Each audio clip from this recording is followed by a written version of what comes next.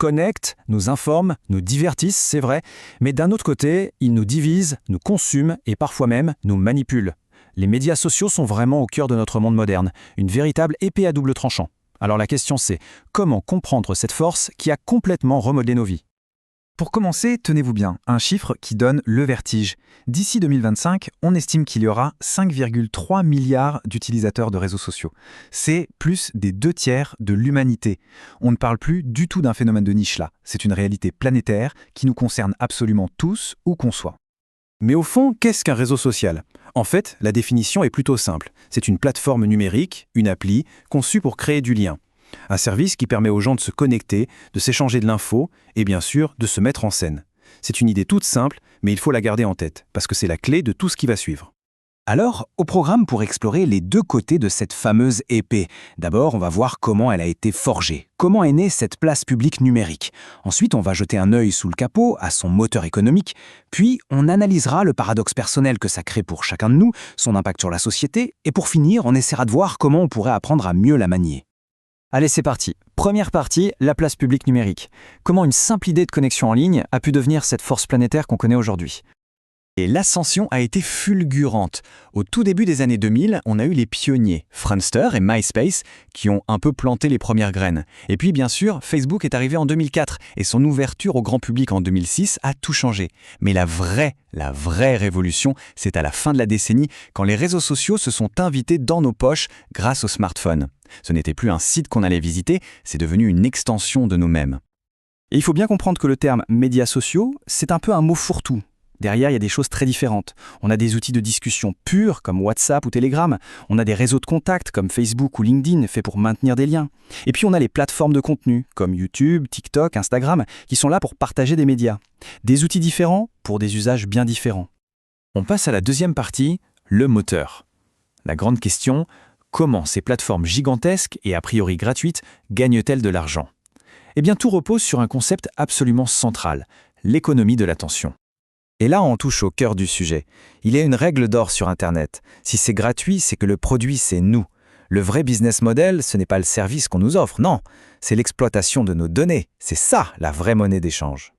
Alors, comment ça marche concrètement ? On peut résumer ça en 3 étapes. D'abord, ce qu'on appelle la data veillance, une collecte massive et permanente de tout ce qu'on fait en ligne. Ensuite, le data mining, des algorithmes ultra puissants analysent cette montagne de données pour trouver des schémas, des corrélations qu'on n'imaginerait même pas. Et enfin, le profilage algorithmique qui utilise tout ça pour prédire nos comportements et nous servir la pub parfaite au moment parfait. Et ça vaut combien toutes ces données ? Pour se faire une petite idée, regardons ce chiffre. Dès 2008, attention, Facebook était déjà valorisé à $150 par utilisateur. C'était la valeur qu'on mettait sur notre attention et nos infos perso. Et ça, ce n'était que le tout début. Troisième partie, maintenant qu'on comprend un peu mieux le moteur, voyons l'impact direct que ça a sur nous, les utilisateurs. Et c'est là qu'on tombe sur ce grand paradoxe personnel. On est à la fois connecté et consumé. Ce paradoxe, il est vraiment au cœur de notre expérience. D'un côté, les impacts positifs sont bien réels. Ça peut favoriser l'ouverture d'esprit, ça facilite les rencontres, ça renforce les liens qu'on a déjà. Mais de l'autre côté, il y a le côté obscur, l'addiction, les effets négatifs sur la santé mentale, la baisse de l'estime de soi, et bien sûr le cyberharcèlement. Et ces risques sont particulièrement forts chez les plus jeunes. Une étude française récente montre des chiffres assez alarmants. 83% des ados sont exposés à au moins un risque numérique régulièrement. L'hyperconnectivité, elle, touche près des 2/3 des 11-12 ans.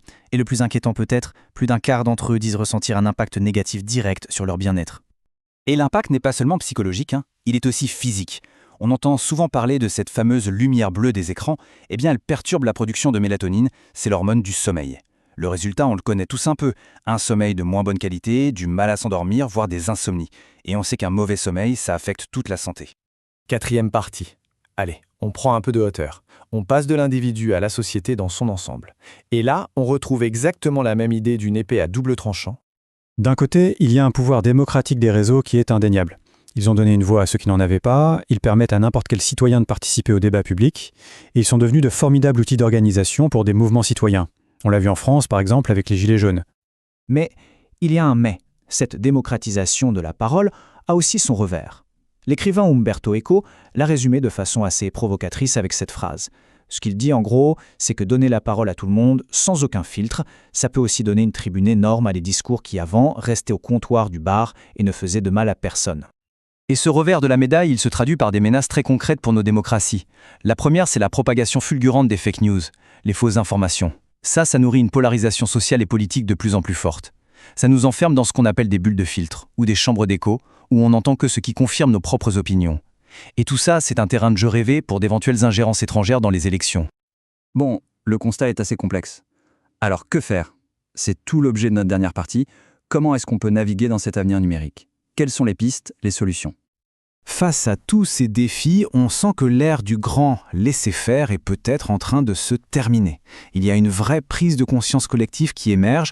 Un peu partout dans le monde, les gouvernements, les régulateurs commencent à se dire qu'il faut encadrer ces plateformes pour en limiter les dérives. En France, par exemple, l'Arcom a défini des priorités très claires pour 2025. Et là, on ne parle plus de discussions abstraites, mais d'actions ciblées. Par exemple, garantir une vraie vérification de l'âge sur les plateformes. S'attaquer de front aux fonctionnalités qui créent de l'addiction, comme le fameux scrolling infini. Et même envisager une sorte de couvre-feu nocturne pour les notifications, histoire de protéger ce qui est essentiel, comme le sommeil des plus jeunes. Et tout ça nous amène à la question finale. Une question qui ne s'adresse pas qu'aux régulateurs, mais bien à chacun d'entre nous.